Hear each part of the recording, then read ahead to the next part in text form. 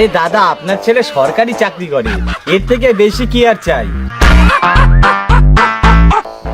বাবা, আমি আলাদাভাবে মেয়ের সাথে কথা বলতে চাই।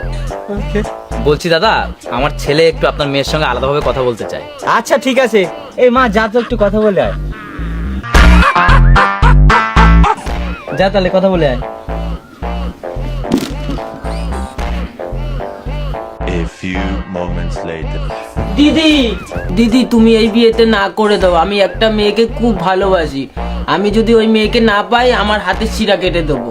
আরে ঠিক আছে ঠিক আছে ঠিক আছে, তুমি পা ছাড়ো, আমি বাইরে গিয়ে সবাইকে না বলে দিচ্ছি। বাবা, মেয়ে বলছে আমার পছন্দ না। না বাবা, আমি ওই ছেলেকেই বিয়ে করবো। ওই ছেলেকে যদি বিয়ে না করতে পারি তাহলে আমি আমার হাতে শিরা কেটে ফেলবো।